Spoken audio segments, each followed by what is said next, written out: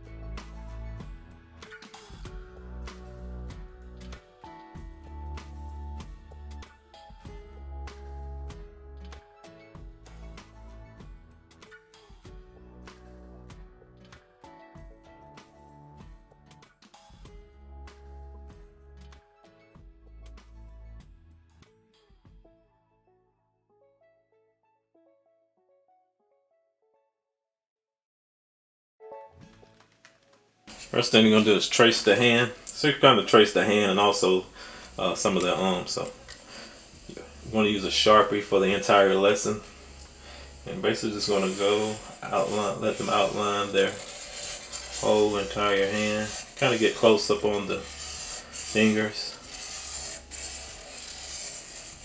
and go all the way down to the end of the paper. After do that, I provide a sheet with different types of designs. You got wavy lines, circles, zigzags, dots, swerves, swirl lines, and some other interesting designs. Some of them are kind of like patterns, but which is okay. And you want them to kind of create their whole hand with different designs. One thing I like to do is try to section off parts of their hand and arm by just drawing lines. And in each section, they create some of the lines from the handout.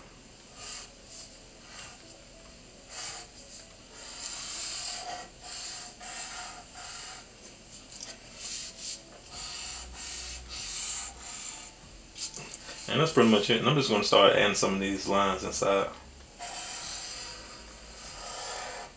each section that I divided up with the different lines.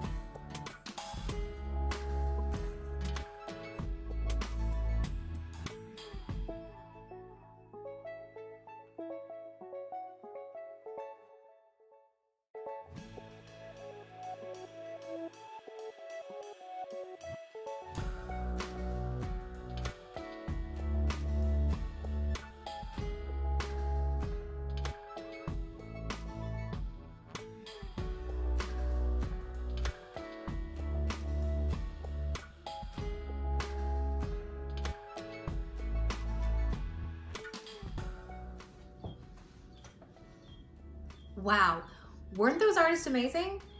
Learning about Zentangle art can be really exciting because the art can become anything you want. The amount of patterns and time and designs are unlimited. Here are the steps for today's project that you not only need to work on or have to work on for today, but make it last the entire week, because this can be as detailed as you want. Step 1, practice patterns. In your work, there are examples I've included of different Zentangle patterns. Get a scratch piece of paper and just practice designs. Ones you like, ones you don't like, ones that you think are really challenging. Give it some practice. 2, trace a shape. This could be your hand. It could be the circle in a cup if you want to trace a whole bunch of circles. It could be any shape you think about.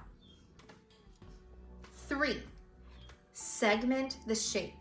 That means dividing your shape into pieces.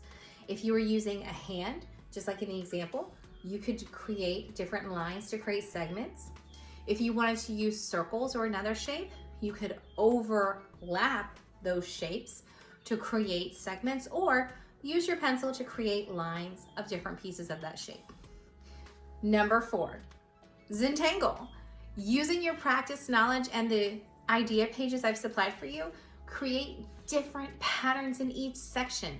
That's the big goal. Every time you get to a different section of your shape, whether it's a hand or something else, change your Zentangle pattern. The more patterns, the more designs, the more interesting. Final step. Go slow. Take your time. This artwork is meant to relax your brain, relax your heart, especially in times like these where we might feel a little anxious or a little frustrated with not being able to go or see people that we want to see. This artwork is purposed to help us relax and to calm some of those emotions. That's not a process that happens very quickly. It's something that when you spend time with your artwork, spend time creating, it happens. Maybe do a little bit here, go away. Work on it again tomorrow. Work on it again the next day. Enjoy the challenge of seeing what different patterns you can make. If you make a mistake, say, hey, you know what? What pattern can I make out of that mistake? It's all right. This isn't about being perfect. It's about going slow and using art to relax your mind and your heart.